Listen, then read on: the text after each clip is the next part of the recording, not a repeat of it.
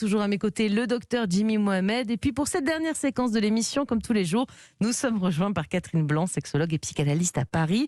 Aujourd'hui, Catherine, on a un grand thème à vous proposer. On aimerait savoir qui doit faire le premier pas. Alors déjà, lorsqu'on parle de premier pas, ça veut dire quoi en vrai, c'est qui doit embrasser, parler le premier. Enfin, ça veut dire tout un tas de choses en fait. Bien sûr, je crois que c'est déjà de signifier qu'on est intéressé par l'autre, qui va se dévoiler dans son désir. En fait, c'est ça. Alors après, où qu'on en soit, que ce soit au moment du baiser, au moment de se parler, au moment de faire l'amour, ou de se toucher, ou de s'inviter à, etc. Ça, c'est chaque histoire, effectivement. Est-ce que vous faisiez le premier pas, Jimmy? Je vous raconterai ma vie personnelle une autre fois, Mélanie, mais est-ce que ce premier pas n'est pas encore plus difficile en cette période, puisque à la fois on a peur de se prendre un râteau, mais aussi peut-être du côté des hommes, on a peur justement que ce soit mal interprété, que ce soit vécu comme une agression, même si évidemment, voilà, on peut continuer de vivre. Je connais des hommes célibataires qui m'ont confié ne plus jamais oser le faire le premier pas en ce moment. De peur d'être accusé, à tort ou à raison, je ne sais pas, d'harcèlement. Alors ça, c'est sûr que c'est extrêmement compliqué parce que nous sommes assez naturellement, on était sur une base de l'homme propose et la femme dispose, ce qui permettait d'ailleurs aux femmes de ne pas trop se révéler dans leurs désirs parce qu'elles étaient inquiètes quant à leurs désirs, pensant que être animée d'un désir, c'est potentiellement être une femme de petite vertu, ce qui permettait donc aux hommes de leur faire la cour, plus ou moins élégamment, et c'est bien sûr là-dessus que se pose cette question de...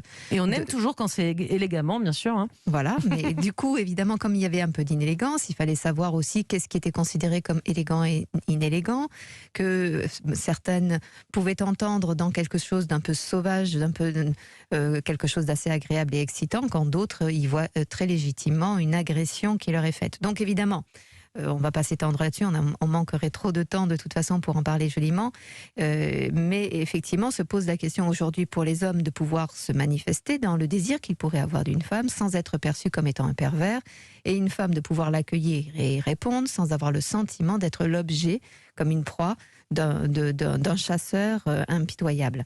Donc évidemment, ça pose maintenant la question de la possibilité pour les femmes, si elles ne veulent pas être harcelées, si les hommes n'osent plus, de pouvoir être plus tranquilles quant à l'expression de leur désir, pouvoir se mouvoir dans la société, c'est une chose, mais aussi dire « tu m'intéresses ». Ce qui reposera aussi la question, si on imagine que ce ne sont plus que les femmes qui font les premiers pas, ça reposera la question aussi, deviennent-elles des harceleuses quand elles s'adressent aux hommes? Tant qu'il y a de l'élégance, a priori pas, mais on n'est jamais dans la tête de l'autre et savoir ce que ça raconte pour l'autre d'être sollicité sexuellement ou d'être sollicité en termes, oui, de désir, même si on n'est pas que dans l'acte sexuel. Tout le monde n'est pas au rendez-vous de la capacité à entendre le désir de l'autre. Et c'est ça toute la difficulté du débat social sur cette notion de manifestation du désir. C'est pouvoir dire légitimement le désir qui est le sien. Pour autant, on ne sait pas ce qui est dans la tête de l'autre qui reçoit ce désir et qui se sent être objet de désir. Alors, le premier pas, donc que ce soit l'homme ou la femme qui le fasse, on a toujours cette peur aussi de se prendre un râteau, malgré tout. C'est si douloureux que ça, c'est si difficile que ça pour certains de devoir prendre un refus en face.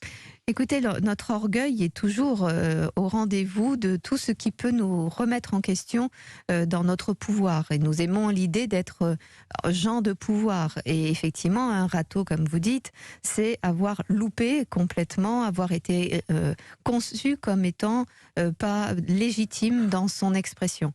Et c'est une question simplement d'orgueil, parce que convenons-en, ça fait quoi? Ça change rien, on n'en meurt pas. J'allais dire, le non, on l'a toujours dans la poche. Autant de proposer et risquer d'obtenir le oui. Et c'est pas toujours aux hommes de faire ce premier pas, puisque tel qu'on l'a décrit, là, on a l'impression que l'homme propose et la femme dispose.